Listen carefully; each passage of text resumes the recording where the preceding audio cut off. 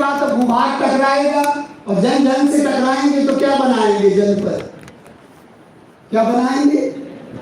जैसे हम लोग देखे थे नमूने के रूप में दो, पुरु और कुरु, वो कुरु जनपद, पुरु और भरत, पुरु और भारत जन मिलकर कुरु बने।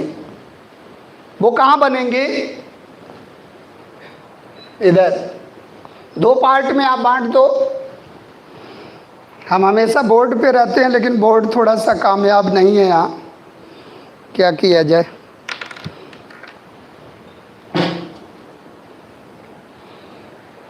यहाँ आप लिखोगे कि कुल से लेकर जन तक राजा, कुल से लेकर, यानी कि ऋग्वेद में किसी भी जनपद का उल्लेख नहीं मिलेगा, एकदम क्लियर, ये ध्यान रखना है।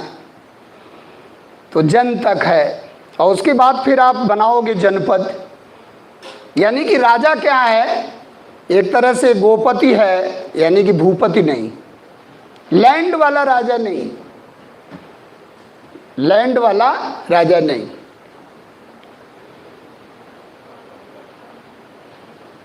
नमस्ते सर। तो लैंड वाला राजा नेक्स्ट में बन रहा है लेटर वैदिक, यानी कि एक फॉर्मेशन आप बनाओगे यहाँ, यानी कि कुरु का निर्माण कैसे हो रहा है, यानी कि पुरु और Bharat equal to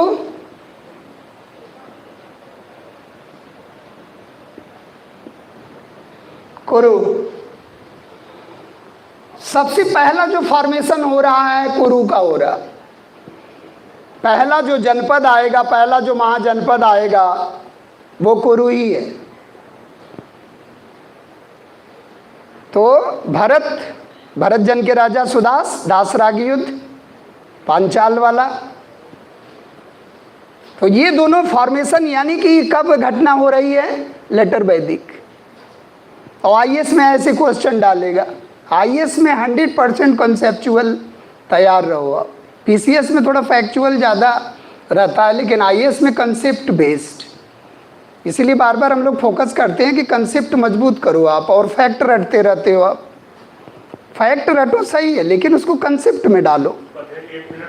ji ji ji ji ji ji. Sorry, थोड़ा सा इंटरव्यू कर रहे हैं, मैं बीच में बार बार आपके बीच में आ जाता हूँ सिर्फ यह बताने के लिए कि अभ्युदय योजना पूरे प्रदेश में संचालित की जा रही है, और जिस सिस्टमेटिक ढंग से हम लोग संचालित कर रहे हैं और फैकल्टी मेंबर जिस तरह से आ रहे हैं, सब्जेक्ट एक्सपर्ट जिस तरह से आ रहे हैं, उसका फीडबैक किस तरह का है वो सिर्फ आपको 1 मिनट में बताना चाहते हैं। उपाध्याय जी ने आपको जो परसों पढ़ाया, परसों था उपाध्याय जी आपका? जी नहीं, कल था 8 मार्च को। आपने जो 8 मार्च को पढ़ाया था, 24 घंटे बीते हैं, 35,000 लोगों ने देखा है पूरे प्रदेश में। थैंक यू, हम देखते थे। 8 मार्च को जो पढ़ाया गया था पूरे प्रदेश में 35,000 लोगों ने देखा है, और आप कमेंट बॉक्स में जाएंगे तो लोग ये लिख रहे हैं कि बरेली में जितने बढ़िया ढंग से चलाया जा रहा है पूरे प्रदेश में कहीं नहीं संचालित हो रहा है। मैं सिर्फ जो लोग कैजुअली ले रहे हैं इसको उनके लिए कहना चाहता हूँ कि आप सौभाग्यशाली हैं कि आपकी प्रतिभा को निखारने के लिए इतना ज्यादा जोर लगाया जा रहा है, तो 1-1 मिनट का बेहतर उपयोग करिए। जितना बता रहे हैं उसको बड़े ध्यान से सुनिए और आने वाली परीक्षाओं में उसका बेहतर उपयोग करिए। हम लोगों ने एक ये संभवतः रिकॉर्ड भी बनने जा रहा है कि जो जुनैद सर के वीडियो हम लोगों ने अपलोड कराए थे, जिसमें उन्होंने न्यूज़पेपर कैसे पढ़े जी, और 1 साल का शेड्यूल आपका कैसा हो, उसके बारे में आपको बता दें कि 3 दिन में 3,87,000 लोग देख चुके हैं न्यूज़पेपर कैसे पढ़े, और 3,19,000 लोग 1 ईयर प्लान देख चुके हैं। हमारा जो चैनल आपने बनाया है सिविल सर्विसेज के लिए, उसको 60,000 लोग सब्सक्राइब कर चुके हैं। प्रदेश के अन्य मंडलों में 5,000 की संख्या नहीं है किसी चैनल के लिए, बरेली में 60,000 सब्सक्राइबर हो चुके हैं। यह इस बात का परिचायक है। बरेली से कानपुर डिमांड कर रहा है, मेरठ डिमांड कर रहा है कि इस तरह का वीडियो चाहिए, इस तरह का चाहिए। काश मैं बरेली में होता, आप कमेंट बॉक्स में इस तरह लोग लिख रहे हैं, काश मैं बरेली में होता, काश मैं बरेली में पढ़ने जाता। तो आप सबकी उज्जवल भविष्य की कामना के साथ साथ हमारे जो फैकल्टी मेंबर्स आप हैं उपाध्याय जी हैं, कुलभूषण त्रिपाठी जी जो पूरा कंपाइल करते हैं, जो इसके मेंटर हैं, जो लीड कर रहे हैं, सबको ढेर सारा आभार, बहुत बहुत हृदय की अतल गहराइयों से आभार, इसलिए कि आप जो हमारी मुख्यमंत्री जी की जो संकल्पना है उसको मूर्त रूप देने का प्रयास कर रहे हैं। बहुत बहुत धन्यवाद। Thank you sir, thank you, thank you, thank you sir. देखो आप कितनी बड़ी बात है कि हम लोग कितना लोगों के द्वारा सराहे जा रहे हैं। होता है ना कि जब अपने को आप मिटाओगे तो दूसरों को बनाओगे आप। बहुत तपस्या है, वो भी आईपीएस बनना, आईएएस बनना, ये ख्वाब होता है। तो आप बहुत ईमानदारी से, डेडिकेशन के साथ, वो कहते हैं ना कि power of dedication, power of spoken words and power of unity, ये दुनिया को चला देता है। जब ये मुख्यमंत्री जी की योजना आई तो हमें विनोबा भावे याद आने लगे, भूदान आंदोलन, Sarvodaya, Abhyudaya, unto the last John Ruskin, और वो बात याद आने लगी कि अंत्योदय हो जाए। फिर लोगों ने कहा नहीं, सर्वोदय हो जाए। तो ये क्या है, अभ्युदय हो जाए। यानी कि हम लोगों के प्रयासों से कहाँ तक ये रेंज पहुँच सकती है।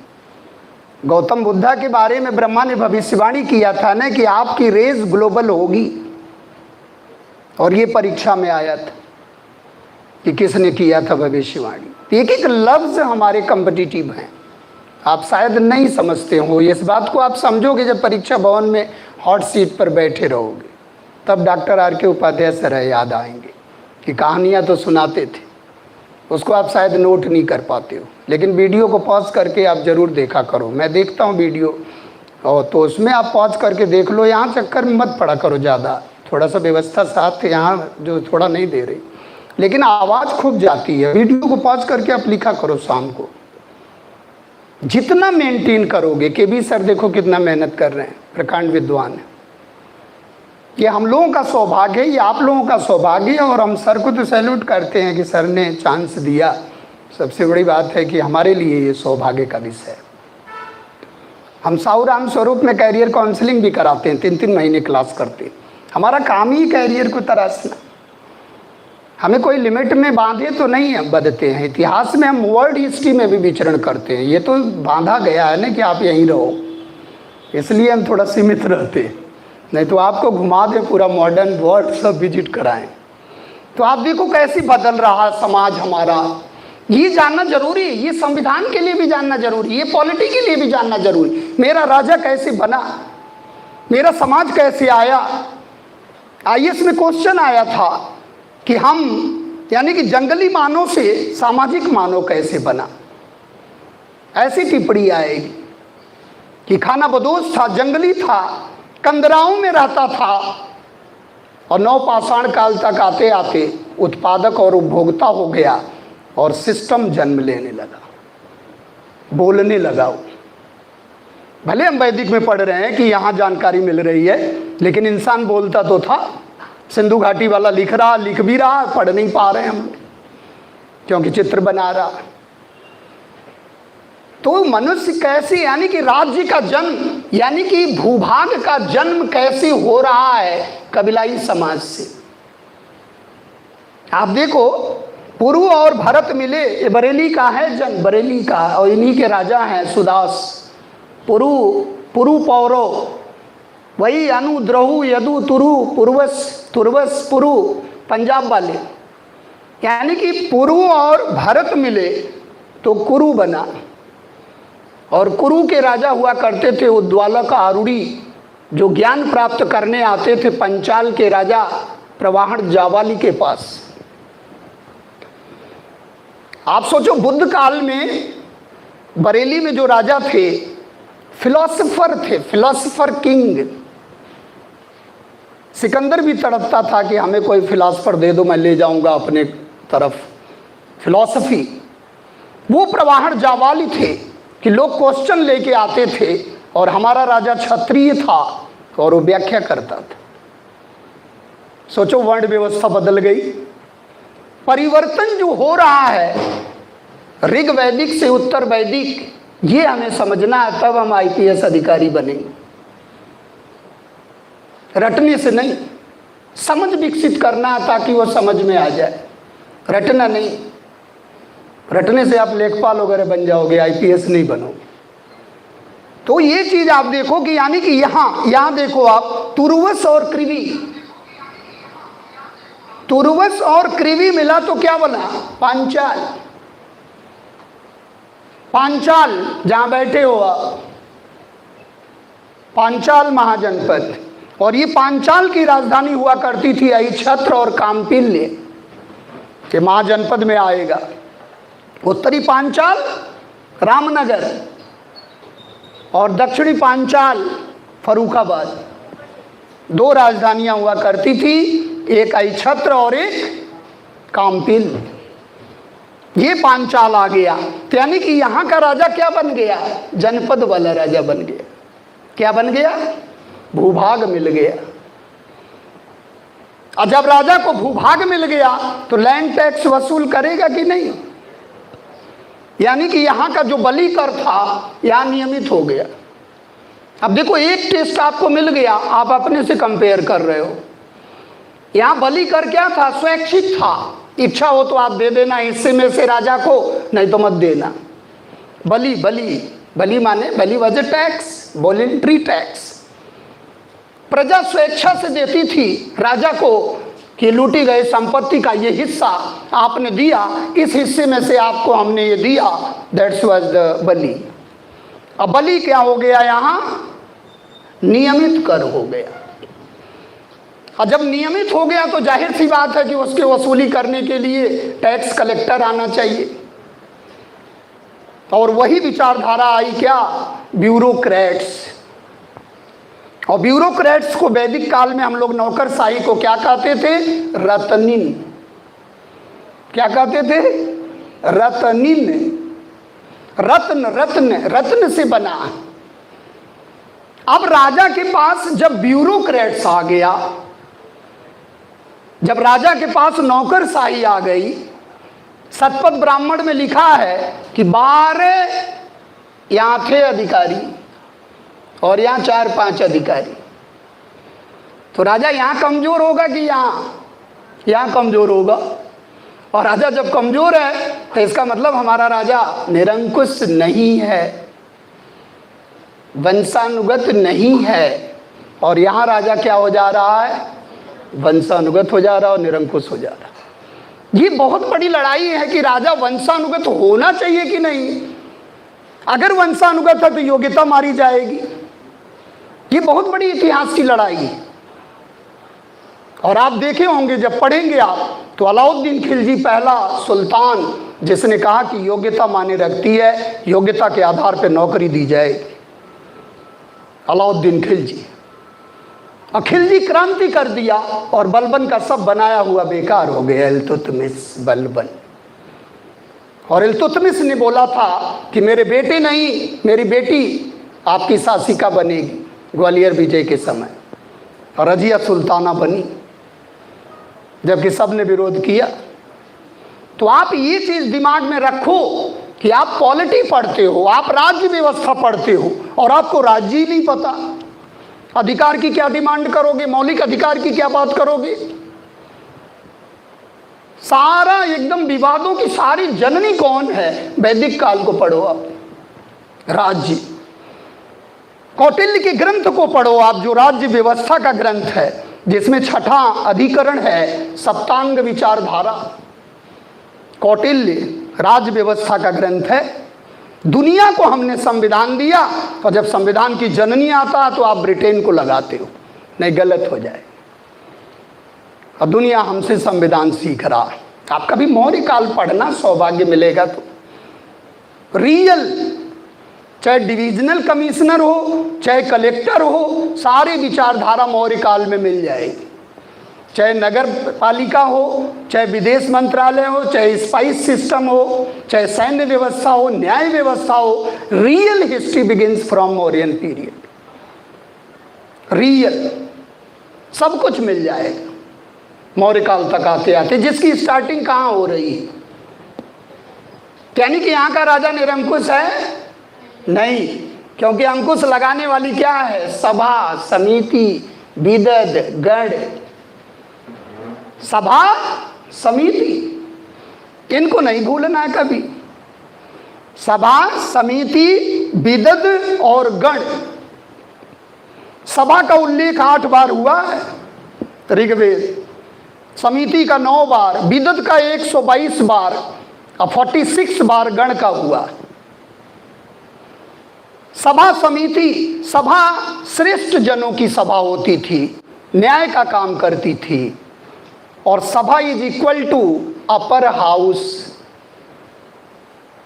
सभा is equal to upper house, Rajya सभा।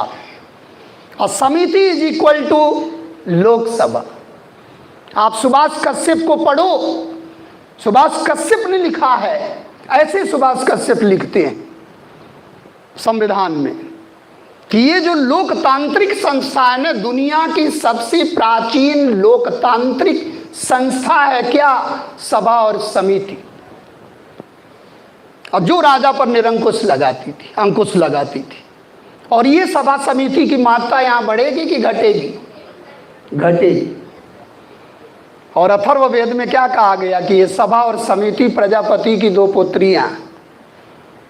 पुत्र क्यों नहीं कहा गया? घट गई महत्ता। ऐसी क्वेश्चन, ऐसी, ये एक फ्रेम बता रहे हैं क्योंकि ये टॉपिक मेंस का है, तो इसलिए हम थोड़ा सा डायरेक्शन दे रहे हैं। लेकिन ये टॉपिक प्री का कि कुरु कैसे बना, या पहला महाजनपद जो अस्तित्व में आया वो कौन है। एक बार थोड़ा लाइन घुमा दिया कि प्रारंभिक दौर में सबसे शक्तिशाली महाजनपद कौन रहा? लगाना था, काशी लगा के आए मगध। ऐसे लाइन घुमाएगा। प्रारंभिक दौर में सबसे शक्तिशाली महाजनपद ऐसा लग नहीं रहा है, लेकिन आंसर क्या है? काशी। वही काशी जो दहेज में मिल जाता था। अजातशत्रु, बिंबिसार, बिंबिसार की शादी हुई कौशल राजकुमारी से। तो आप देखो कैसे फॉर्मेशन हो रहा है, इकाई कैसे बन रही है, पॉलिटिकल यूनिट कैसे बन रही है, और राजा हमारे नौकरशाह के साथ कैसे चल रहा है। जब नौकरशाही आ जाएगी तो सभा समिति कम हो जाएगी मात्रा। समिति राजा का निर्वाचन करती थी, इसमें सभी लोग होते थे, आम सभा, इसलिए इसकी तुलना किससे की गई? लोकसभा से। समिति राजा का निर्वाचन करती थी, केंद्रीय संस्था थी। और ये सभा समिति यहाँ धीरे धीरे महत्ता कम होने लगी और महाकाव्य काल तक आते आते खत्म ही हो गए। और राजा हमारा क्या होने लगा? निरंकुश। आप मौर्य काल का राजा देखो, मौर्य काल राजा के शब्द कानून बन जाते थे। प्रजा हिते हितम राज्ञ, प्रजा सुखे हितम, प्रजा सुखे सुखम राज्ञ, ना आत्म प्रियम हितम राज्ञ, प्रजा हिते हितम राज्ञ। ये लिखा है कौटिल्य ने, और राजा का नाम नहीं लिखा। बोले किस राजा के लिए? बोले सभी राजा के लिए। वो कौटिल्य है, वो चाणक्य है, वो विष्णुगुप्त है। वैसा चाणक्य, कौटिल्य, वैसा संतुलित व्यक्ति जिसको मिल जाए उसका राजा कैसा होगा। अपने झुग्गी झोपड़ी में रहता था, राजा को महल में टिकाता था, वो कौटिल्य। आप कभी सीखो इन लोगों से, शासन प्रशासन में बहुत सीखने को मिलेगा। 4th पेपर ही आपका इथिक्स का है, पूरा सीखने को सिखा देगा पूरा, क्योंकि उसमें हिटलर भी पढ़ोगे और पटेल भी पढ़ोगे, पूरा सिखा देगा। तो ये चीज़ ध्यान रखना है। तो इधर से हम लोग इधर की तरफ जब जा रहे हैं तो आप देखो कैसे परिवर्तन आ रहा है। इसका मतलब कहीं ना कहीं राजा यहाँ निरंकुश था और यहाँ निरंकुश नहीं था, और यहाँ निरंकुश होने लगा, यहाँ उसका पद वंशानुगत होने लगा। तो रत्निन को हमें समझना, और रत्निन में 2-4 को समझना, ज़्यादा नहीं। जैसे पुरोहित, चंद्रगुप्त मौर्य के कौटिल्य क्या थे? क्या थे? पुरोहित, प्रधानमंत्री, मंत्रोच्चार करते थे। राजा जाता था फील्ड में, राजा सेना का नेतृत्व करता था, तो ये मंत्रोच्चार करते थे कि हमारे फेवर में आ जाए। तो यहाँ भी पुरोहित था, सेनानी था, ग्रामणी था, सूत था, रथकार था, स्पस था। स्पस, स्पस माने गुप्तचर, स्पस माने गुप्तचर। सेनानी माने कमांडर इन चीफ। लेकिन कबीलाई सेना थी, सेना अभी नियमित नहीं हुई, सेना अभी स्थायी भी नहीं हुई। सेना रखने वाला पहला राजा है इतिहास का कौन? सेनानी के नाम से जाना जाता बिंबिसार, हर्यंक वंश का पहला राजा। सेना नहीं मिलेगी, कबीलाई सेना ट्राइबल आर्मी है, लेकिन कर व्यवस्था धीरे धीरे सुदृढ़ हो रही है। बस यहाँ से इधर का अध्ययन करना, फिर उधर बढ़ जाना है। महाकाव्य काल, महाजनपद काल, यहाँ जनपद मिलेगा, यहाँ जन मिलेगा और यहाँ महाजनपद मिलेगा। ऐसे तीनों को लेके चलना। कंपेयर आ गया तो आप समझ लो इतिहास में पारंगत आप। कंपैरिजन करना, एक जगह ठहरना नहीं है, ठहरा हुआ पानी बेकार हो जाता है।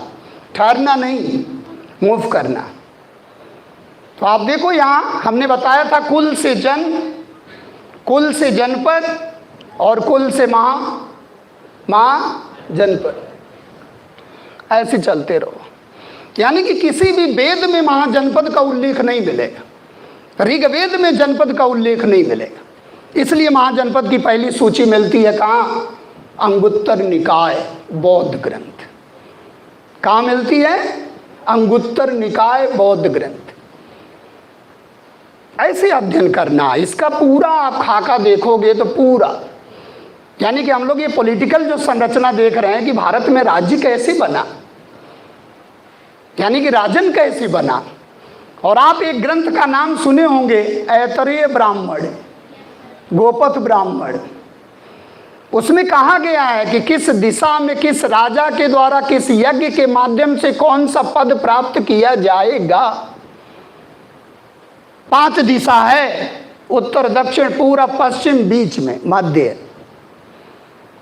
और 5 में राजा को बना दो और 5 में यज्ञ करा दो।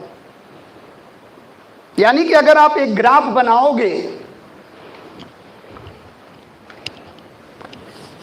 आप देखो एक आसानी से एक ग्राफ आप खींचोगे ऐसे,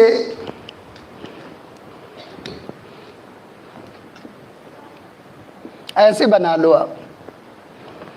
यानी कि इधर जो है पूर्वी दिशा और इधर क्या होगा? प्राची। कौन सी नगरी है? प्राची। और प्राची का मतलब पाटलिपुत्र की तरफ, मगध की तरफ है हम लोग, ईस्टर्न। और प्राची, और इस प्राची में जो बनेगा, जो यूनिट बन रही है वो क्या है? साम्राज्य, एम्पायर। यानी कि राजा कौन बनेगा? सम्राट। और यज्ञ कौन कराएगा? वाजपेयी। ये है वाजपेयी यज्ञ के लिए वही वैलिड है, सम्राट। यही सम्राट बाद में बता देता कि यज्ञ कोई मायने नहीं रखती है, जिसकी जितनी लंबी तलवार उसका उतना बड़ा साम्राज्य। मगध, पाटलिपुत्र। प्राचीन भारत में सत्ता का केंद्र बिंदु कौन सी नगरी बनी? पाटलिपुत्र, मगध। सब पर नियंत्रण कर लिया। कितने महाजनपद थे? 16। 15 को अधीन, गणराज्य भी थे उसमें, कुछ लंबा समय लगा। तो आपको आईएएस में क्वेश्चन पूछेगा, मगध के उत्कर्ष का निम्नलिखित में से कौन सा कारण नहीं है? क्या? कौन सा कारण? और पीसीएस में पूछेगा कौन सा कारण है? अंतर है, दोनों के अप्रोच में जमी आसमां का अंतर है। कभी सीओ सिटी को आप देख लो, कभी हमारे आईपीएस को देख लो, एसएसपी आप देखो, कभी देखते रहो आप। आपका तो सौभाग्य है, आप देखते हो तब भी कॉन्फिडेंस ना आए, हैं? एसएसपी साहब को नज़दीक से देखते हो आप, स्टार सब हैं, हम लोग अपने ज़माने में देख लिए होते तो टॉप ऑफ करते। बताओ, धन्यवाद मुख्यमंत्री सर को, कितना बड़ा मतलब प्रशासन हमें पढ़ा रहा बेरोजगार को। सोचो आप, कभी आप इसको सोच के देखो ना, तो थैंक यू निकलेगा हर लफ्ज़ में। भले इसको किस रूप में कौन लेता है इससे मतलब नहीं, लेकिन उन्होंने किस रूप में इसको देखा है, वो आप बनने के बाद जब आपका आईपीएस का सेहरा बधेगा तब आप थैंक यू बोलोगे कि थैंक यू सीएम साहब। वो याद आना ही आना। तो ये चीज़ ध्यान रखना है कि इस दिशा में क्लियर, ये ऐतरेय ब्राह्मण का मैटर है। अब आप सम्राट कौन सा यज्ञ कराएगा? अश्वमेध नहीं, वाजपेयी। कौन सा यज्ञ कराएगा? वाजपेयी। और किस दिशा में है? प्राची। प्राची, ध्यान रखना, प्राची का उल्टा प्रतीची होता है। इधर आ रहे हैं हम लोग, विलोम भी पूछेगा तो गलत हो जाएगा। कच्छ काठियावाड़ गुजरात, इधर राजा बनेगा और इधर प्रतीची है। और यहाँ जो सिस्टम बनेगा उसको हम लोग क्या कहते हैं? स्वराज्य। और बनने वाला राजा क्या कहलाता है? स्वराट। और यज्ञ कौन सा करेगा? अश्वमेध, बलि चढ़ा दिया। ये है। तो कौन सा राजा अश्वमेध यज्ञ के माध्यम से राजा बनेगा? और ये अश्व को छोड़ देगा, जो उसको पकड़ लेगा उससे युद्ध हो जाएगा। हमारे मर्यादा पुरुषोत्तम आप देखो, जब जा रहे थे वनवास, लेके जा रहे थे और लोगों का कॉन्फिडेंस जीत रहे थे, लोग सोचे आक्रमण करने तो नहीं आ रहे। आप देखो, तो ये है अश्व। अश्व छोड़ दिया गया और अश्व चारों तरफ घूमकर और आया, कोई विरोध नहीं हुआ और फिर अश्वमेध यज्ञ कराया गया। लेकिन इसमें बैलों की भी बलि दी गई, गलत चीज। और बैल हमारे खेती बाड़ी के लिए प्रासंगिक हैं और कृषि मूलक अर्थव्यवस्था का जन्म हो रहा है लेटर वैदिक। तो विरोध होना ही होना है कि नहीं? अब विरोध होना तो जैन बौद्ध को आना ही आना। यदा यदा ही धर्मस्य है, आएगा कोई फरिश्ता। तो ये चीज ध्यान रखना है कि कौन सा राजा अश्वमेध यज्ञ के लिए वैलिड है? स्वराट। आप देखो, एक यज्ञ आया राजसूय यज्ञ, इधर मध्यमा में आ जाओ। मध्यमा में क्या है? अवधारणा राज्य। बनेगा कौन? राजन, राजा। और कराएगा क्या? राजसूय यज्ञ। देखो आप, और आप सोचते हो हर जगह राजा बनेगा, नहीं, मध्य भारत में बनेगा। देखो आप, तो राजा किस यज्ञ के माध्यम से अपना पद प्राप्त करेगा? राजसूय। कभी नहीं भूलोगे आप, कैसे लगा दोगे गलत भाई? एक बार बस ऑडियो वीडियो बन जाए, कभी नहीं भूलोगे। ये भी कोई भूलने का विषय है। राजा यज्ञ करा रहा है, एक दिशा का राजा बन रहा, साम्राज्यवादी प्रवृत्तियां आ रही हैं, ऐतरेय ब्राह्मण, कैसे भूल जाओगे आप? और फिर आप देखो, इधर जो है साउथ में एक प्रणाली का जन्म हुआ, भोज्य, और राजा बना भोज। और यज्ञ कराया क्या? सर्वमेध। ये पुरुष को छोड़कर सबकी बलि दे सकता। देखो कैसे कैसे राजा। बलि का कितना विरोध हुआ गंगा घाटी में, ये बाद में महसूस करोगे आप जब उस टॉपिक पर आओगे। सर्वमेध, भोज सिस्टम है, राजा बनने वाला भोज है और यज्ञ जो करा रहा है सर्वमेध। अब जरा ऊपर की तरफ चलो, यहाँ सिस्टम क्या है? वैराज्य। और राजा बनेगा क्या? विराट। विराट वो एक हमारा महाजनपद था, मत्स्य महाजनपद, जिसकी राजधानी विराटनगर थी, उधर जयपुर वाला, जो अकबर की ससुराल है जयपुर, समझ रहे हैं? जयपुर मत्स्य महाजनपद, उधर एक हमारा जो है राज्य है जिसको हम लोग कहते हैं क्या? बैराज्य। बैराज्य का मतलब बिना राजा के होगा, जनता के द्वारा निर्वाचित राजा। आप ध्यान रखो इसको, देखो जरा गौर से। और विराट है और ये यज्ञ कराएगा क्या? पुरुषमेध। देखो आप, ये भी बलि दे रहा, किसकी बलि दे रहा? अब देखो आनंद आएगा, उसी की बलि दे दिया। अब देखो आप पुरुष मेध यज्ञ, और सबसे ज्यादा एक बार क्वेश्चन आया कि किस यज्ञ में सबसे ज्यादा यूप बने। यूप मतलब पिलर जिसमें बलि के लिए बांधा जाता था, 25 यूप पुरुष मेध। अब बताओ ऐसे गूढ़ क्वेश्चन आएगा तो उड़े जाएगा व्यक्ति, पता ही नहीं चलेगा। एक दो यज्ञ हम लोग रट लेते हैं और वही लगा के भी आते हैं, बोले इसका अधिकार है, हमारा जन्म सिद्ध अधिकार है, वही लगाएंगे। आप देखो यानी कि जितने गणराज्य हैं सब इधर आएंगे। देखो आप आईएएस में आता गणराज्य के बारे में लिखो आप, जितने गणराज्य हैं सब भारत के पश्चिमोत्तर क्षेत्र में हैं। क्यों है? क्योंकि वहां वैराज्य प्रणाली, जहां जहां वैराज्य वहां वहां गणराज्य। 9 गणराज्य हैं, 9 गणराज्य। और इसके कारण 1-2 गणराज्य इधर उभर कर आए जो बिहार और उधर है मगध के तरफ, जैसे वैशाली लिच्छवी, जिस घराने में गौतम बुद्ध और महावीर स्वामी थे। इधर भी गणराज्य हैं थोड़े, लेकिन भारत में ज्यादा गणराज्य कहाँ हैं? इधर है। सिकंदर को जहां मुकाबला करना पड़ा बहुत ज्यादा, कठ हैं, मालव हैं, आगलसोई हैं। हमारे गणराज्य इतना लड़े सिकंदर से कि थक गया सिकंदर और जौहर कर गए। जौहर सती, कैसा देश।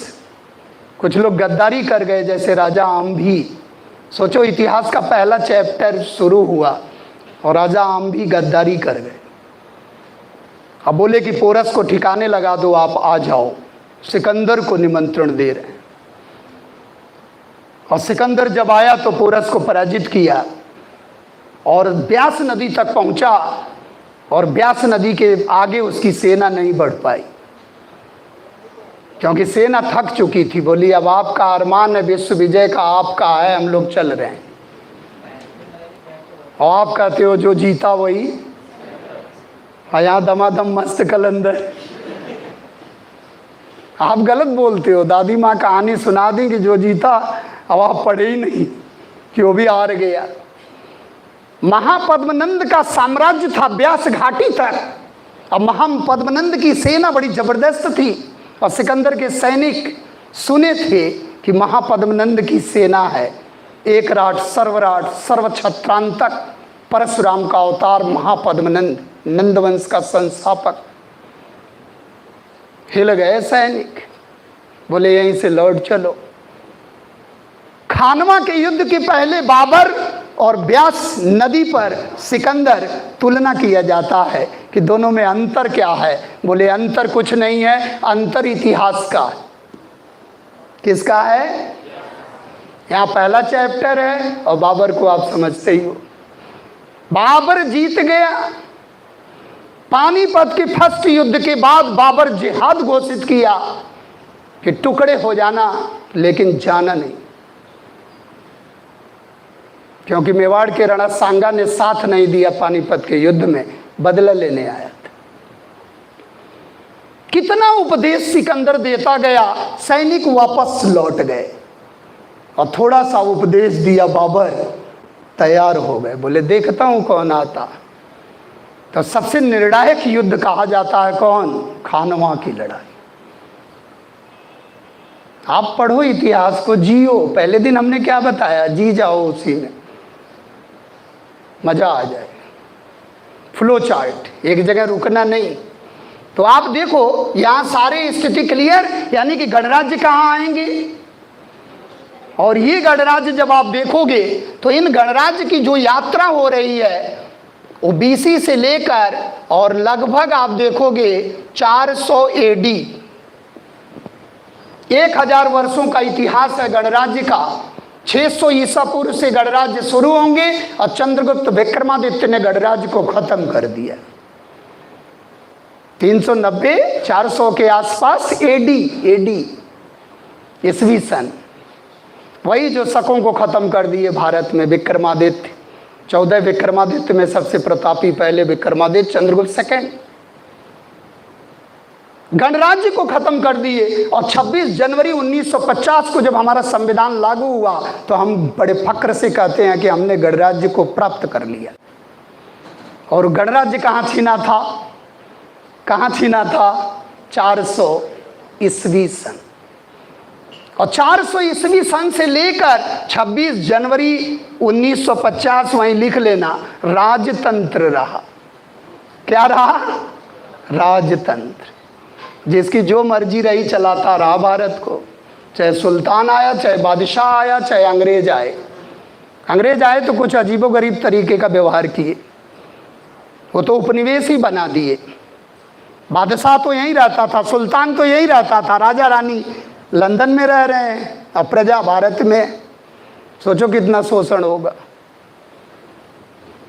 जानना जरूरी है इतिहास, उस पैरामीटर को नापना भी जरूरी है, कितना शोषण किया, तब राष्ट्रभक्ति आएगी ने। विवेकानंद कहते हैं अध्यात्म को जगा दो, देश प्रेम जग जाएगा, और देश प्रेम जग जाएगा तो सुधार हो जाएगा। राष्ट्रवाद तो जग जाए। दुनिया के सारे वाद हम लोग चलाते हैं, राष्ट्रवाद नहीं चलाते हैं, पर्यावरणवाद नहीं चलाते हैं, जातिवाद बहुत तेज चलाते हैं, जो चलाना उसे नहीं चलाते हैं। पर्यावरण कहता हमें चला के देखने, तेरे को खुशहाल कर दूंगा, नहीं चलाते हम। राष्ट्रवाद को चला के देख, राष्ट्रवाद, अध्यात्मवाद। विवेकानंद को देखो, कोई समझ नहीं पाया कि कैसे वेदांत से अनुप्रमाणित होके क्रांतिकारी पैदा होते थे जब वो उपदेश देते थे। ये है धरती। तो आप इस चीज को ध्यान रखना कि गणराज्य हमारा कहाँ छीना और फिर लौट कर कहाँ आया। अब सबसे मजे की बात है कि 26 जनवरी को हम लोग मनाते थे स्वतंत्रता दिवस, और बदल गया गणतंत्र दिवस। 26 जनवरी 1930 को भारत ने पहला स्वतंत्रता दिवस मनाया, लेकिन अंग्रेज गए ही नहीं इस दिन। अंग्रेज कब गए? 15 अगस्त। बोले भाई ये वाले दिन नहीं जाएंगे। अरे बोले चले जाए इसी दिन, कहें दिक्कत कर रहा। तब हम लोग संविधान ले गए और 26 को लागू किए, जबकि आंशिक रूप से तो 26 नवंबर को हो गया था जो विधि दिवस मनाया जाता। आप एक एक चीज को बड़ा विजुलाइज करो, मजा आएगा आपको। संविधान पढ़ने में भी मजा आएगा, इतिहास पढ़ने में तो आएगा ही। लेकिन कुछ बच्चे कहते हैं क्या, अरे संविधान भी पढ़ना, रोते हैं जैसे। अरे थैंक यू बोलो भगवान को कि thank you God for giving this opportunity. Competitive competition में जन्म जिसका हो गया ने, वो भी सिविल सर्विसेज के लिए, वो थैंक यू बोलता, क्योंकि लॉजिकल इंटरप्रिटेशन करना है। इसमें लॉजिक हर जगह काम करेगी, वैज्ञानिकता, लॉजिकल इंटरप्रिटेशन, हम लोग वही तो कर रहे हैं। इसके बाद आप एक हेडिंग डालो, ये चीज भी याद रखना आप, ऐतरेय ब्राह्मण का मैटर है तो राजा कभी भी कौन सा यज्ञ कराएगा? राजसूय यज्ञ। अब आप लिखो, एक कॉन्सेप्ट लिखो, वर्ण व्यवस्था। वर्ण व्यवस्था थोड़ा फास्ट चलो, आप साथ देते रहो थोड़ा सा, बहुत कंटेंट बहुत है, जाना बहुत दूर है। वर्ण व्यवस्था जो है, इसको आप ध्यान रखना, इधर से उधर चलेंगे हम लोग। वर्ण का मतलब होता है कलर से, रंग से। ये भी एक क्रांति ही है। कलर से होता है, रंग से होता है। और ऋग्वैदिक काल का जो समाज था, उसका जो वर्ण था वो रंग मूलक था और कर्म मूलक था। देखो बदलाव कैसे आता है, गोरा और काला। भारत में पहले काला आया कि गोरा?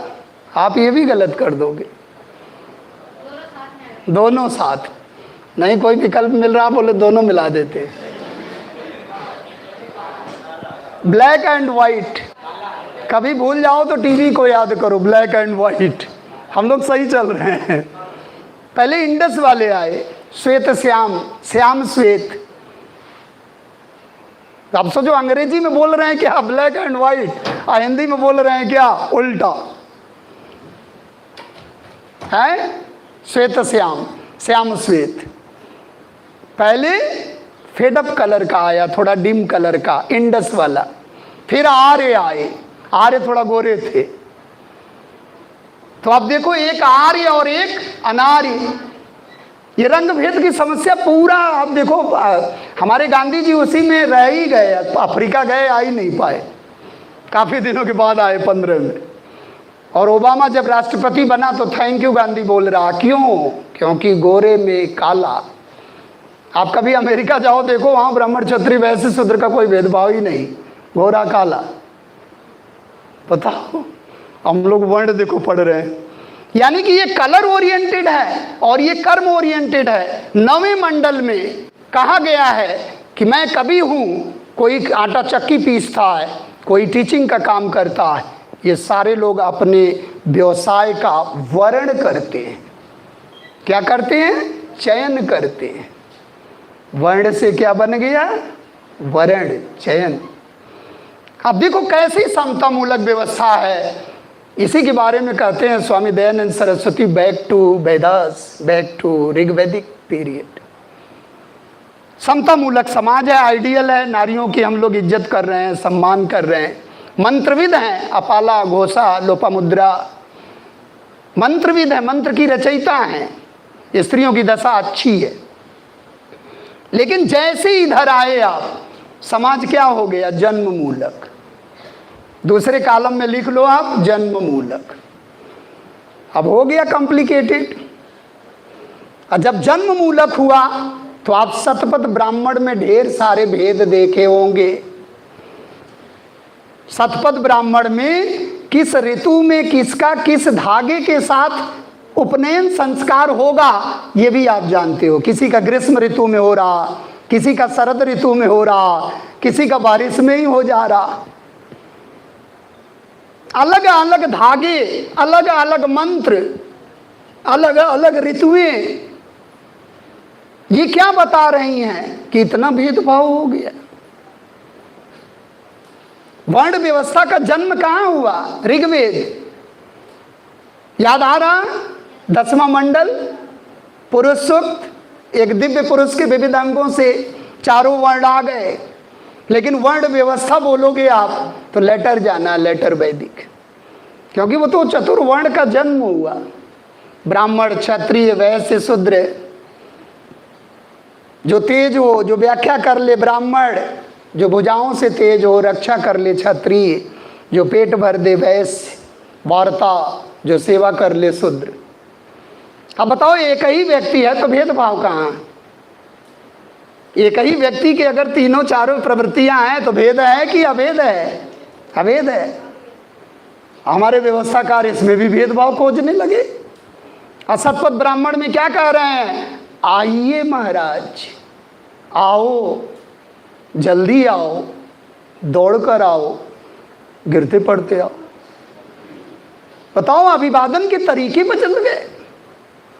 आप किसी बच्चे को बोलो, 2-4 बार तुम बोल दो, गुस्सा हो जाएगा। बोले तैयारी आईएएस की करते हो, बोलने का एटिकेट नहीं है। उसे भी अपना स्वाभिमान दिखता है, भले अभी नहीं लग रहा। और आप कह रहे हो क्या? एक को कह रहे हो आइए महाराज, और एक को कह रहे हो आओ। वहाँ तक तो ठीक है, जो सबसे संपन्न है उसको कह रहे हो जल्दी आओ। बदल गया। ऐसे लिखोगे आप मेंस में। आपको लिखना नहीं, कोट करना है। यस, यहाँ से एविडेंस मिला। आप लिखते समय रेफरेंस दोगे, ऐसे नहीं लिखोगे। बातों को कहना नहीं है, रेफरेंस क्या है। मुंडको उपनिषद सत्य में जयते, ज्ञान से मिलेगा, बलि से नहीं मिलेगा। विरोध शुरू हो गया। यही यज्ञ का विरोध शुरू हो गया, और यज्ञ का विरोध उपनिषद वाला ही कर रहा है। बुद्ध जैन को करने की आवश्यकता तो बाद में है। यानी कि न्यूटन्स लॉ, प्रत्येक क्रिया का रिवोल्यूशन हुआ तो काउंटर रिवोल्यूशन भी तो होगा और प्रभाव पड़ेगा। और उसके बाद यज्ञ बंद ही हो गए। बुद्ध काल और मौर्य काल में यज्ञ हुए ही नहीं।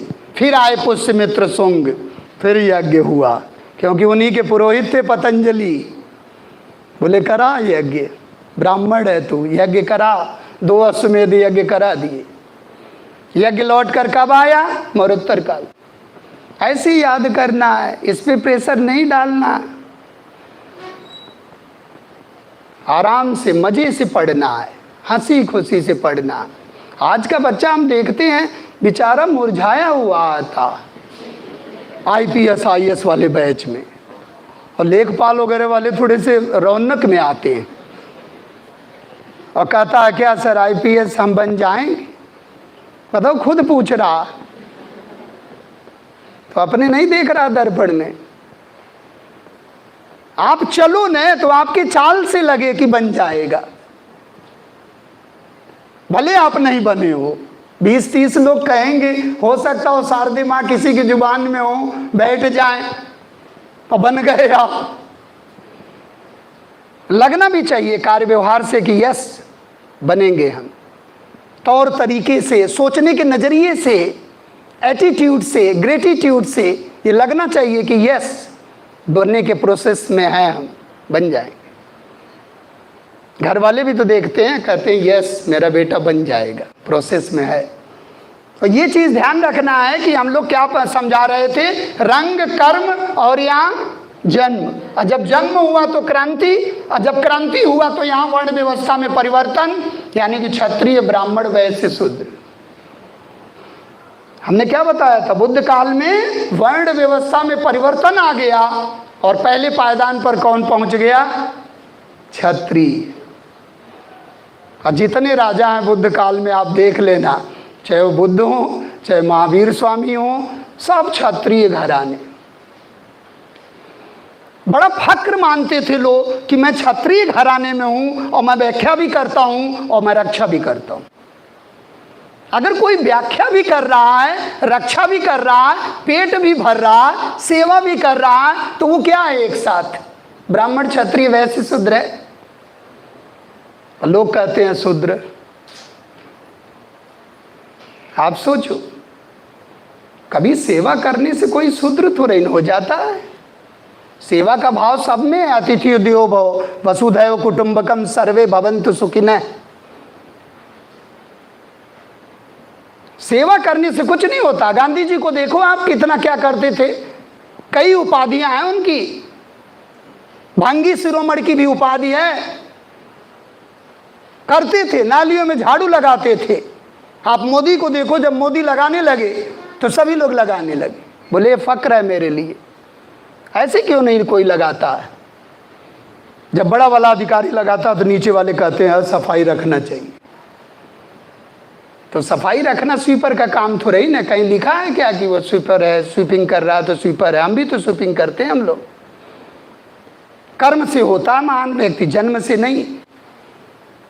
तो ये चीज को दिमाग में हमेशा आपको रखना है। हम लोग बार बार कह रहे हैं क्या, अर्ली, लेटर और पोस्ट, इस चीज को ध्यान रखना। तो वर्ण व्यवस्था को थोड़ा सा ध्यान में रखना है। इसके बाद आप आ जाओ आश्रम व्यवस्था, क्योंकि हम थोड़ा थोड़ा फोकस कर चुके हैं पहले, इसलिए थोड़ा थोड़ा हल्का हल्का चल रहे हैं।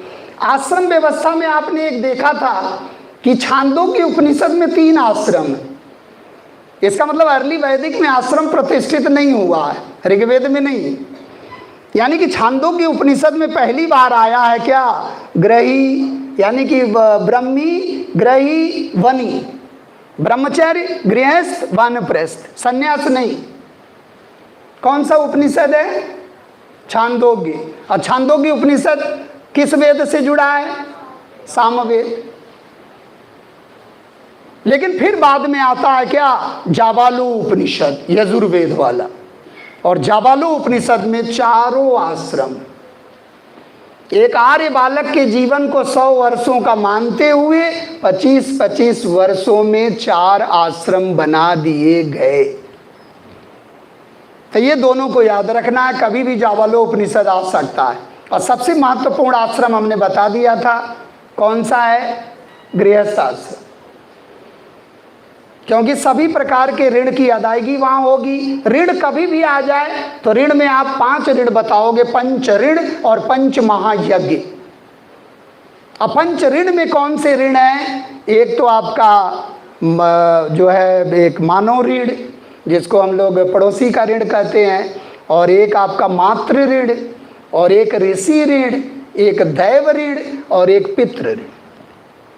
5 ऋण हैं।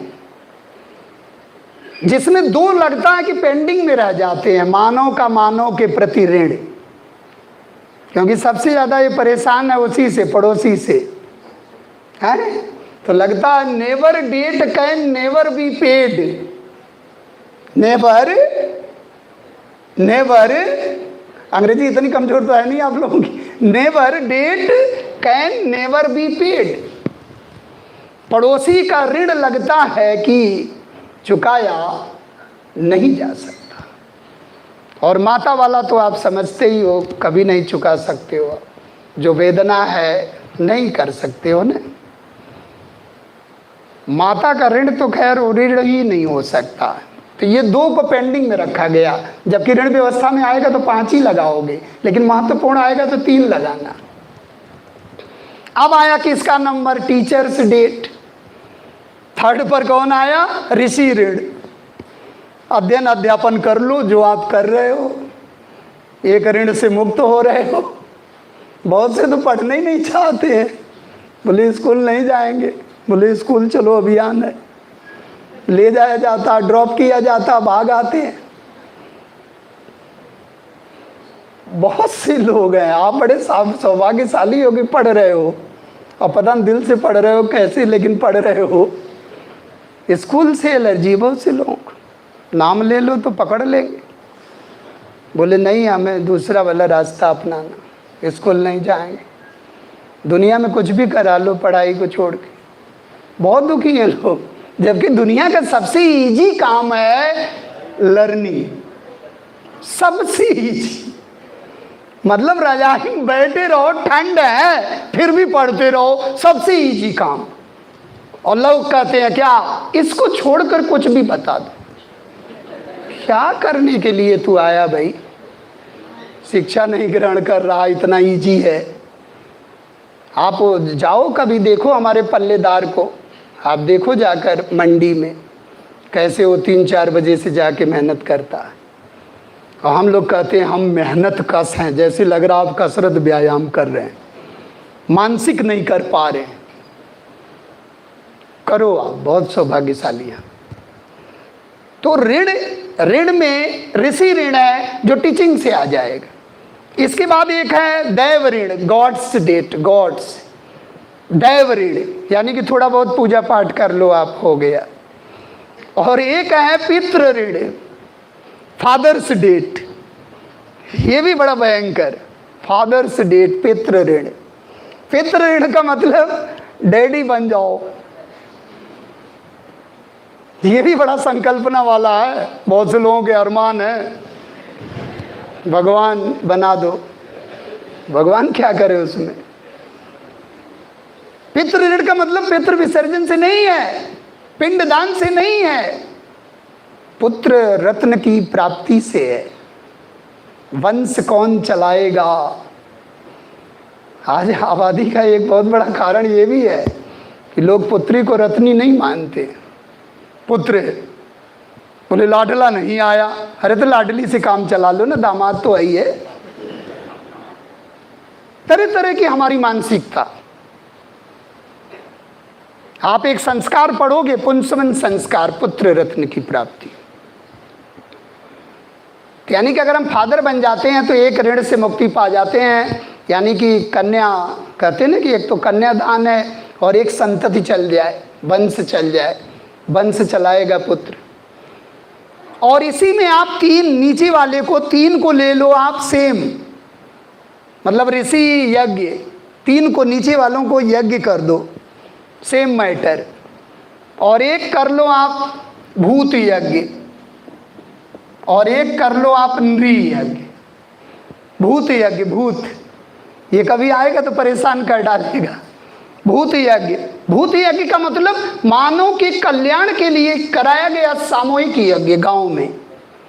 भूत माने प्रजा, भूत माने भूत प्रेत मत समझ लेना, भूत माने प्रजा।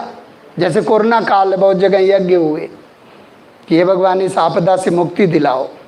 आप देखते हैं गांव में कभी महामारी वगैरह आ जाती है, इस तरह की आपदा आती है, तो गांव वाले थोड़ा सा जुटाते हैं और कहते हैं एक सामूहिक यज्ञ करा दो। और वो यज्ञ क्या कहलाती है, भूत यज्ञ। और लास्ट वाला क्या है? नृ यज्ञ। नृ माने क्या होता है? अतिथि। नृ माने मेहमान आए तो मेजबान बन जाओ, यानी कि मेहमान आए तो उसका स्वागत करो आप, अतिथियो देवो भव।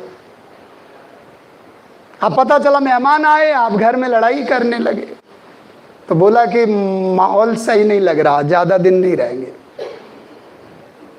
तो सबसे बड़ी सेवा क्या है? सबसे बड़ा यज्ञ क्या है? आए हुए का सम्मान करना। आज भी आप देखो, अंग्रेज आते हैं तो हम लोग पर्यटक समझ के कि करेंसी वगैरह ले आया होगा, पर्यटक समझ के सम्मान करते हैं कि नहीं?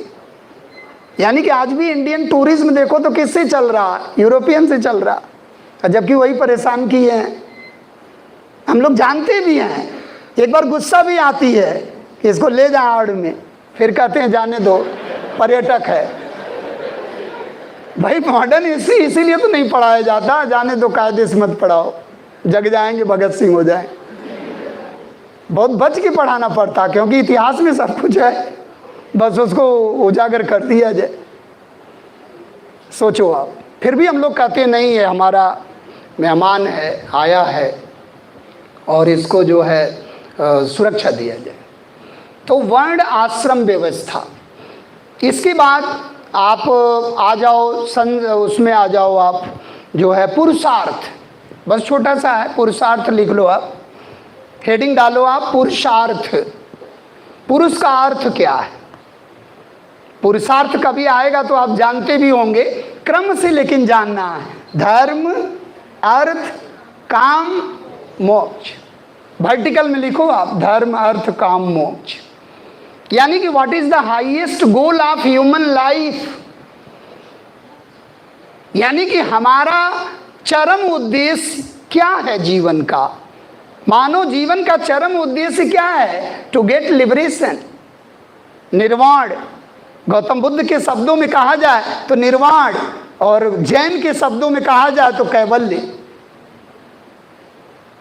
हमारे जीवन के, हमारे होने का चरम उद्देश्य क्या है? आपका इस समय चरम उद्देश्य क्या है? आईपीएस बन जाना। मर जाना निर्वाण नहीं है, वो तो महापरिनिर्वाण हो गया। यानी कि एक सदेह मुक्ति और एक विदेह मुक्ति, एक जीवन में रहकर लोगों को समझ लेना। अच्छा, मरने के लिए भी प्रयास करना पड़ेगा क्या?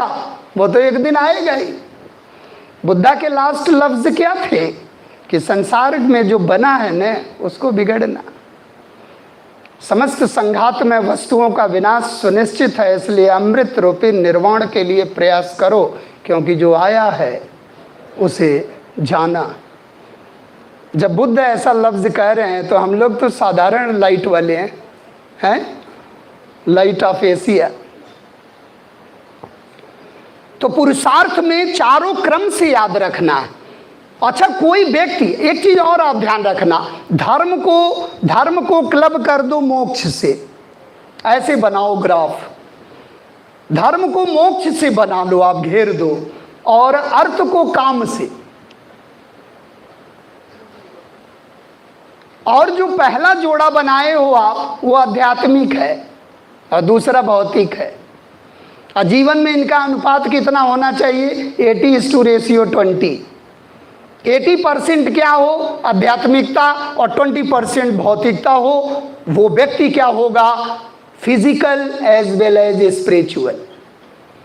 किसी को पहचानना हो, पुरुषार्थ से पहचान लोगे कि अर्थ की ज्यादा चाहत है क्या इसमें, पहचान लोगे आप।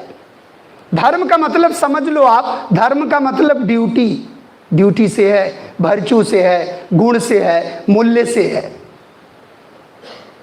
अर्थ का मतलब धर्म, अर्थ। अच्छा, ये धर्म क्या है? साधन। और मोक्ष क्या है? मोक्ष क्या है? साध्य। एक के माध्यम से वहां पहुंचना है, और साधन साध्य की ही पूरी समस्या है। उसी में व्यक्ति और राज्य की लड़ाई हो रही। व्यक्ति कह रहा मैं साधन नहीं बनूंगा, राज्य कह रहा मैं साधन नहीं बनूंगा, और लास्ट में हुआ क्या, दोनों समझौता कर लिए, बोले दोनों साधन बनेंगे और लोक कल्याणकारी राज्य की स्थापना करना हमारा साध्य होगा। डीपीएसपी में आप पढ़ते हो ना, लोक कल्याणकारी राज्य। यानी कि एक चीज आप देखो, यानी कि हमारा साध्य क्या हो गया, लोक कल्याण, असाधन दोनों हो गए, व्यक्ति और राज्य। तो ये पुरुषार्थ बहुत सिखाएगा। यानी कि मानव जीवन के भौतिक और आध्यात्मिक पक्षों का परीक्षण करने के लिए जो व्यवस्था आई वो किस नाम से जानी जाती है, पुरुषार्थ। ये आपके पास पैरामीटर है, जब आप फील्ड में जाओगे आईपीएस आईएएस बनोगे, ये पैरामीटर है कि कौन सा इंसान भौतिक है, कौन सा स्पिरिचुअल। ये रेशियो होना चाहिए 80:20। लेकिन आज का इंसान देखो एकदम उल्टा हो गया, अंधाधुन भाग रहा दौलत के पीछे, और 90:10 हो गया, परेशान है इसीलिए। तो अर्थ का मतलब वेल्थ, और काम का मतलब कर्म से नहीं है, इंजॉयमेंट, बचना है, उससे बचना है, साइड से बचना है, काम वासना से बचना है। कर्म नहीं है, काम है। अर्थ आएगा तो उससे बचना, जैसे कि प्रॉपर डिस्टेंस फ्रॉम काम वासना, इच्छाएं। गौतम बुद्ध ने नहीं कहा इससे बचो, इच्छाएं। और लास्ट क्या है, मोक्ष। तो ये पुरुषार्थ हैं। कभी पुरुषार्थ आ जाए तो धर्म अर्थ काम मोक्ष। इसके बाद आप नेक्स्ट हेडिंग डालो, आप विवाह संस्कार, मैरिज पर आओ। आप इसको जरा देखो कैसे क्वेश्चन पुटअप होता है। मैरिज, आप ऋग्वैदिक काल में लिखो, यह एक संस्कार हुआ करता था। मैरिज ऋग्वैदिक काल में, और उत्तर वैदिक काल में लिख लो आप, यह एक अनिवार्य संस्कार हो गया, यानी कि कंपलसरी फॉर ऑल। यानी कि यह हमारी क्या है, बायोलॉजिकल नेसेसिटी है विवाह। तो विवाह को हम लोग पहले संस्कार माने और बाद में क्या माने, अनिवार्य संस्कार।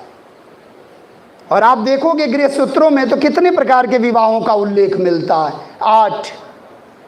सामान्यतः कितने प्रकार के विवाह हैं, 8 प्रकार, जिसमें कभी कभी आता है सबसे अच्छा विवाह कौन है, ब्रह्म विवाह। ब्रह्म विवाह, प्रजापति विवाह, देव विवाह, आर्ष विवाह, गंधर्व विवाह, असुर विवाह, राक्षस विवाह, पैशाच विवाह। सबसे घटिया, सबसे डिटोरिएटेड विवाह कौन है, पैशाच। पहला क्या लिखे थे, ब्रह्म विवाह। दूसरा प्रजापत्य विवाह, प्रजापत्य विवाह, ये भी ठीक है। तीसरा दैव विवाह। चौथा आर्ष विवाह, आर्ष षटकोण वाला स रहेगा, आर्ष, आर्ष विवाह। इसके बाद स्वयंवर वाला गंधर्व विवाह। उसके बाद असुर विवाह। उसके बाद राक्षस विवाह। बताओ, राक्षस मतलब प्रवृत्ति को देखो आप कैसे कैसे डिटोरिएशन हो रहा। और लास्ट में कौन है, पैशाच विवाह, मतलब उसकी डिग्री ही नहीं है, बिल्कुल लास्ट।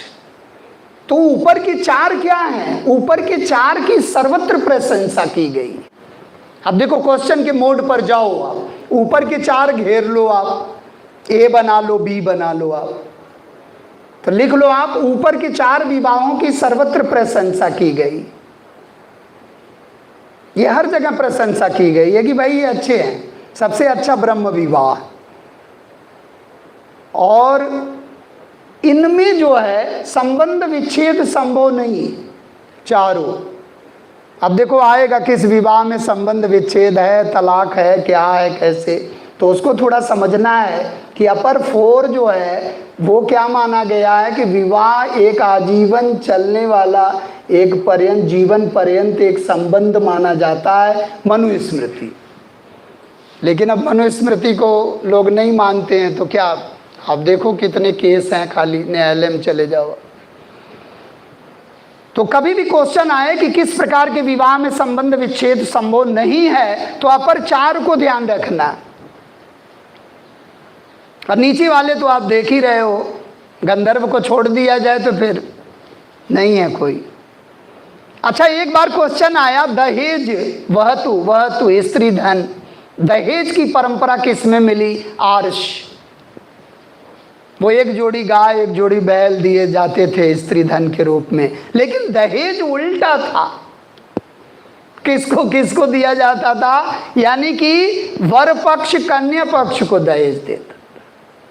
सोचो कितना मजा आ रहा है। संकल्पना छोड़ देंगे कितने लोग। बोले इसीलिए तो आईपीएस बन रहे हैं। ये है, मतलब कितनी ब्लेसिंग थी, वो आशीर्वाद था कि भाई कन्या पक्ष की मदद करो आप। आर्ष विवाह, तो दहेज एक कर्ज नहीं था, ब्लेसिंग था। और गंधर्व विवाह में क्या है? गंधर्व विवाह को रामायण महाभारत में सबसे पवित्र बताया गया। तो अगर कंडीशनल आ गया रामायण महाभारत तो गंधर्व ही लगाना, स्वयंवर वाला। तो लिख लो आप, रामायण महाभारत के अनुसार सबसे टॉप पर कौन है? क्योंकि हमारे मर्यादा पुरुषोत्तम की भी शादी ऐसे ही हुई, स्वयंवर में। लेकिन लोग सोचो कि स्वयंवर भी कैसे कैसे रचते थे। आप अलाउद्दीन खिलजी बनाम संयोगिता देखो आप, तो ये भी है थोड़ा सा, लेकिन मर्यादाएं चूंकि छिपी हुई हैं, इसलिए हम लोग टॉप पर मानते हैं रामायण महाभारत के अनुसार। स्वयंवर की परंपरा आएगा तो इसी में लगाना। गंधर्व विवाह, गंधर्व विवाह को आप जानते होंगे बखूबी, आईएएस की तैयारी कर रहे हैं तो गंधर्व को तो जानते ही हो। लेकिन उसमें सारी रिस्पॉन्सिबिलिटी आपके ऊपर है। गंधर्व विवाह अच्छे हैं, विवाह खराब नहीं है, टॉप के जितने हैं, लेकिन कैसे आप निभा लेते हो, इट्स अ मैटर। निभाने का है, विवाह आप कर लो, कोई दिक्कत नहीं, लेकिन हंसी हसारत न हो बस। ये टूट भी सकता। कौटिल्य ने अर्थशास्त्र में लिख दिया कि ये कॉन्ट्रैक्ट वेस्ट है, यानी कि संविदा आधारित संबंध है जो टूट भी सकता है। जब संविदा है तो टूट भी सकता है।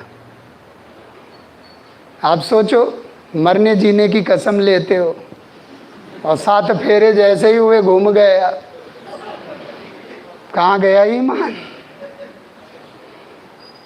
और कहते हो क्या मेरे राजा 14 शादी करते थे? अरे तो राजा करते थे ना, हम लोग तो प्रजा हैं। ज़्यादा मतलब वो वाला प्रेरणा जरूर लेंगे इतिहास से जो नहीं लेना। हमारा इतिहास आगाह करता है कि मत ले भाई, ये वाली प्रेरणा मत ले, बिंदुसार वाली प्रेरणा मत ले। बोले अशोक तो 101 भाई था, तो वही याद आ रहा है।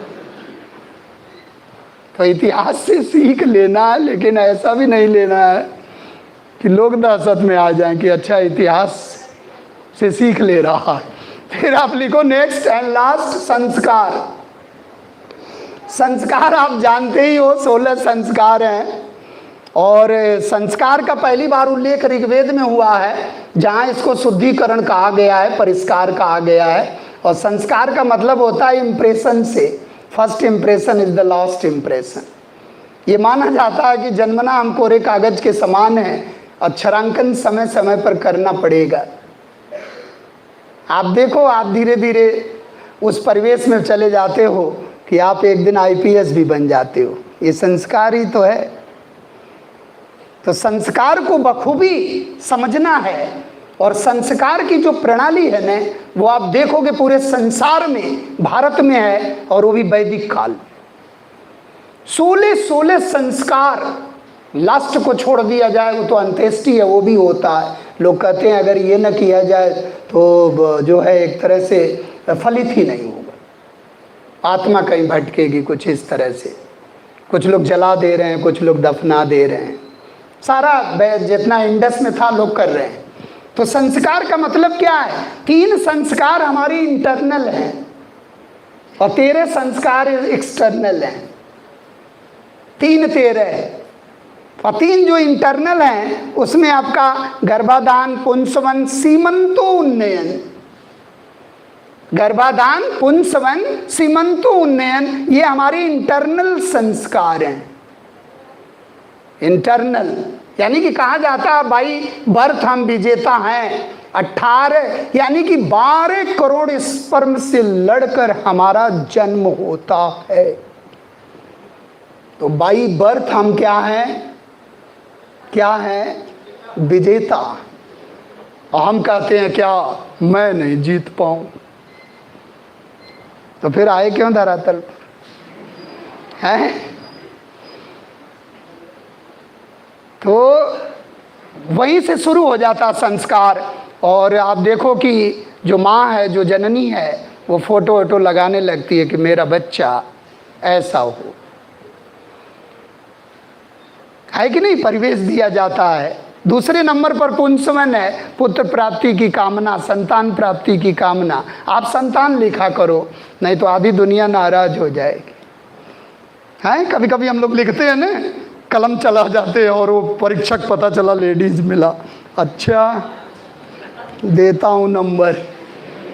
मत दिल दुखाया करो किसी की, पेन से किसी का दिल नहीं दुखाना, काम भी हो जाए। संतान प्राप्ति की कामना, शब्द ही तो बदलना है। संतान प्राप्ति की कामना के लिए कराया जाता है सेकंड संस्कार। और सीमंतो उन्नयन का मतलब है एक बाल धुलवाने की परंपरा होती थी। पति अपने पत्नी का बाल धुलवाता था, केश प्रक्षालन की परंपरा, कि जितने इस तरह की प्रवृत्तियां हैं, भूत प्रेत आदि, वो हमारे पत्नी से दूर चले जाएं। सीमंतो उन्नयन, सीमंत माने बाल, उन्नयन माने उठा देना। आज आपको मालूम ही नहीं होगा कौन सा संस्कार क्या है, कराया ही नहीं जाता। एक हैप्पी बर्थडे है, वही 2-4 हैं जो बचे बचे हैं। हम लोगों के समय में अक्षरा आरंभ हुआ था, धागे बांधा जाता था 5 वर्ष की अवस्था में। आज मैकाले के सिस्टम में समझ में नहीं आता बच्चा कब स्कूल चला गया है। 5 साल की उम्र में हम लोगों को 1 में भेजा जाता था। आज बच्चा प्री प्रेप एनसी पता न कहाँ रिसर्च करता, और डैडी से पूछता रहता फर्स्ट में कब जाएंगे। बोले सब धैर्य रख, है संस्कार। इसके बाद बच्चा बाहर दुनिया में आया, जिसको हम लोग कहते हैं क्या, जात कर्म। चौथे नंबर का है जात कर्म, का मतलब हैप्पी बर्थडे। जात कर्म आया संसार में लड़ते हुए, मैं आईपीएस बनूंगा। जात कर्म यही वाला मनाया जाता है ना, जात कर्म हैप्पी।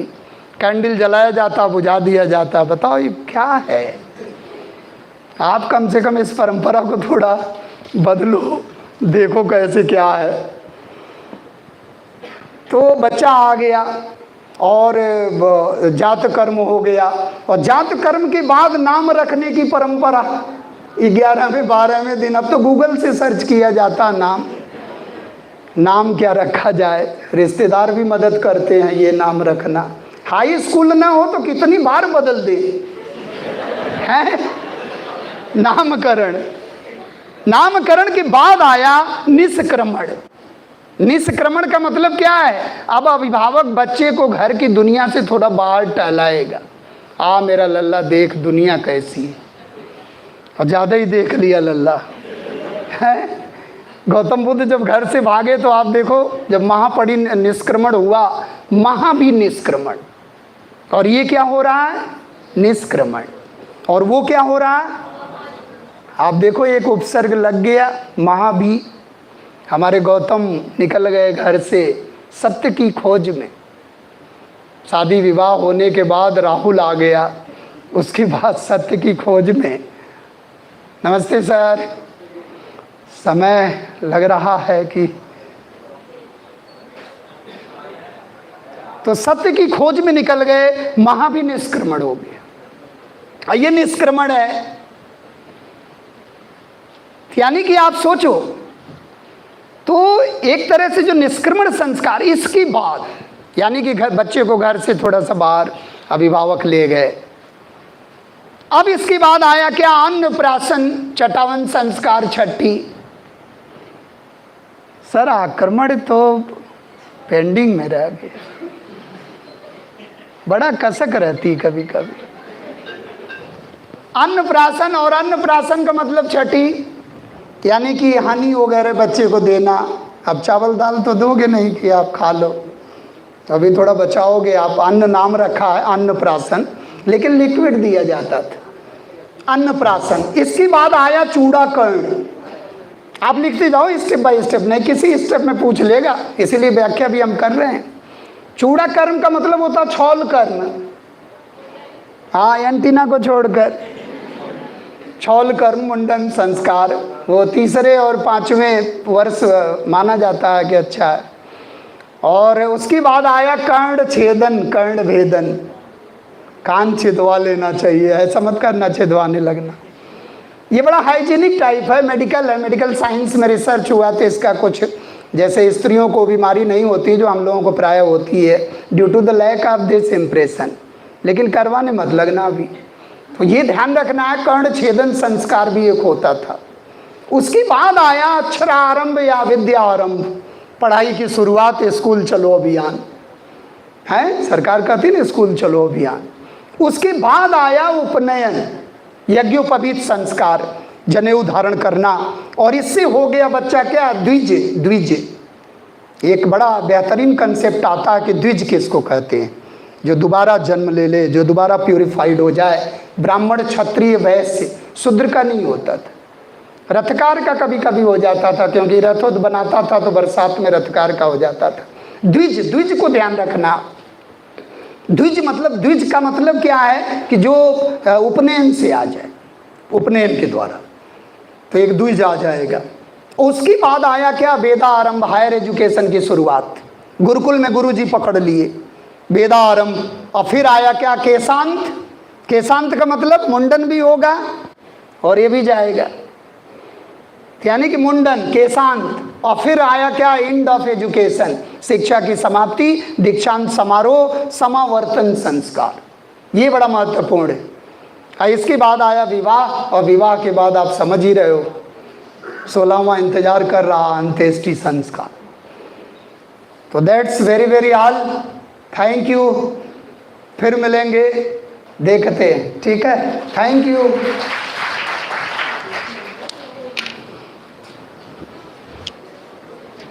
सर समय बड़ा कम हो पाता, सही।